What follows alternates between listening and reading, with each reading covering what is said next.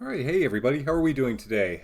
Okay, so I have a short presentation I want to give you about the internet, about politics, about a whole bunch of stuff that was happening during the 1990s. So let's just think about this as the 90s lecture today, where we're going to be covering a bunch of laws, a bunch of things that were important and helpful to America. So let's go ahead and get started. It's great to have you guys all here. And here, I apologize for this GIF. It's all about the internet. The internet is unavailable. Things are kind of freaky. And that's kind of what this decade was all about. So let's go ahead and jump in. So we're going to be looking at a few things, and I want to cover a few other aspects of this time period. So we're going to be looking at the 27th Amendment, internet, Steve Jobs, Jeff Bezos, and Bill Gates, government shutdown, and the Clinton impeachment. So lots of good stuff. I'm looking forward to talking about this with you all, and let me know if you have any questions or concerns as we go. All right. So the 27th Amendment. This was an important amendment that was passed in 1992. It's an interesting law. All it really says is to stop the congressional pay raise. That's why I like this little picture right here. Is it was all about making sure that senators, congresspeople were not, that their pay was not increased. This had been an amendment that was proposed in 1791, but was never actually ratified. There weren't enough states to ratify this, so it never actually made it into the Constitution. And here we have an interesting story where a college student at UT Austin wrote a paper suggesting that states could still pass it. The graduate assistant who read this essay didn't think that there was anything remarkable about it and gave the student a C. The student took this as a call to action and started to petition other states to work towards ratifying it. And before you know it, a lot of people started getting on board with it, and this became a national campaign that led to its ratification in 1992. So all it really means is to prevent pay raises for congressional representatives. So now, senators and congresspeople can't line their pockets with tax dollars, and they have to find other ways to do that. So that's what the 27th Amendment was all about. Just an interesting piece of legislation. 1990, this had been something that had been a long time coming, and it worked to help essentially be the Civil Rights Act for people with disabilities. So ADA had been promised and promoted since the 80s, but in 1990 it was officially passed, and it really sought to prevent discrimination against people with disabilities at places of employment and also at schools. So employers now needed to offer reasonable accommodations for people with disabilities. Employers could not actively discriminate against people with disabilities. Buildings also needed to be retrofitted with elevators and ramps to allow handicapped people easy access around the building.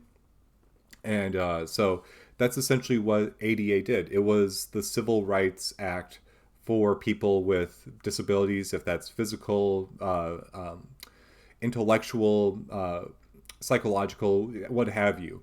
So there are a lot of protections now for people with disabilities. So are you ADA compliant? It's always good to make sure that all buildings are, because that could be a hefty fine if they are not. We've talked about NAFTA as well, but I just wanted to go ahead and touch a little bit more on all of the intricacies of this agreement that the United States, Mexico, and Canada made, to give you a broader sense of the larger ramifications that took place. So they all agreed to lift taxes, levies, and tariffs between each other's countries. What that meant is that it'd be easier to import and export goods between these three nations. And let's think about what happens if those taxes, if those levies, if those tariffs are lifted. What does that mean? Well, ideally, what it means is that wages will increase in countries that, that wages will increase in these countries, because now Mexico doesn't have to pay an extra tax if it's going to send something to Canada or the United States, and vice versa. So ideally, all of those savings would go down to the worker. Would that happen? Not necessarily. In fact, what would happen is that a lot of American manufacturers went down to Mexico and hired Mexican employees because there were fewer regulations and unions weren't as strong as in the United States. So that's essentially what is happening at this time. So that NAFTA was meant to increase the quality of life for all people by increasing wages, but that necessarily wasn't the case. So, something else that's happening at this time and has happened many times throughout American history are government shutdowns. So, Clinton is going to have a government shutdown because typically what's going to happen is that the president and Congress cannot agree on a budget. Each year, the federal government needs to agree on how much money it's going to spend and where that money is going to go. So, that is something that is always a consideration with Congress.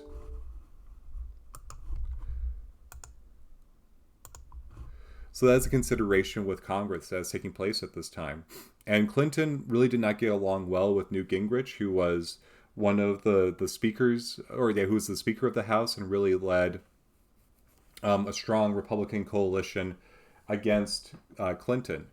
So the budget wasn't figured out. Clinton couldn't come to agreement with Congress, and therefore there was a government shutdown. So federal employees who are not deemed essential, there are some people who will be whose jobs are protected no matter what, regardless of the budget. But for people who are not deemed essential, they are either furloughed or temporarily laid off. Furloughed is just a fancy way of saying temporarily laid off until the government could pass a budget. So this essentially means that federal employees will not get paid, and this causes significant strain for many individuals.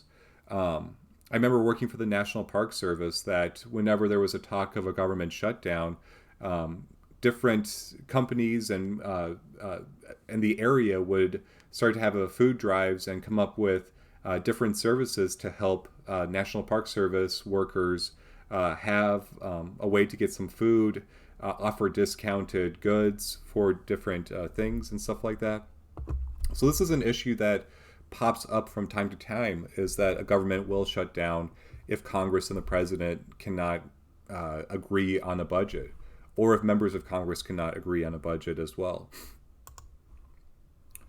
And then finally, Clinton, during his presidency, was impeached. And this is something where, yeah, we've got the issues with, he's having a trouble dealing with Congress. He's having issues with the government shutdown. But now he's also having all of these allegations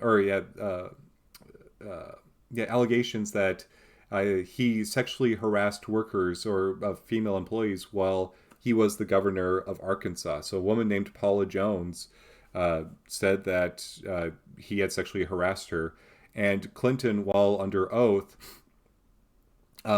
said that he had never, that he did not have, that he did not harass Paula Jones, and he denied that he had engaged in a sexual relationship with Monica Lewinsky, who was this young woman that was working as an aide in Washington, D.C. So because of these allegations and because he had lied under oath, because there was evidence that he had had relations with Monica Lewinsky, Congress said that he was guilty of lying under oath and obstruction of justice and actually impeached him. So Clinton was the second president ever to be impeached, the first one being Andrew Johnson. Congress did not actually formally, or they did hear a trial, but Clinton was not found guilty of his charges and everything was dropped. So just, interesting to see how a president's personal life led to this information, or how his personal life got wrapped up in his political career as well. And he nearly lost his job because of what he had said under oath and because of accusations from Paula Jones and what Monica Lewinsky had said as well. Okay, so now we're going to switch gears a little bit, and we're going to look at the importance of the internet. I mean, the only reason why we're able to have connected learning and have this asynchronous session is because of the internet. So this is a fascinating topic to consider what is the history of the internet.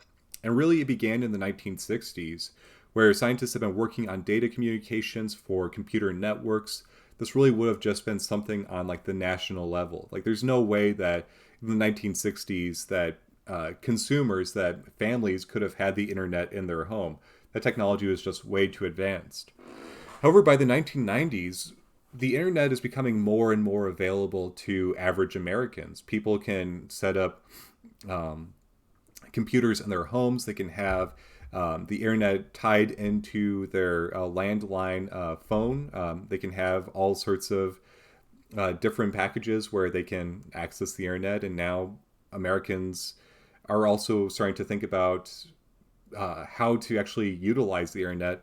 And one of the ways to do this was by logging on to the World Wide Web, where people would actually have web browsers that would assist them to search for different websites, learn information, post information, and begin to purchase items online as well.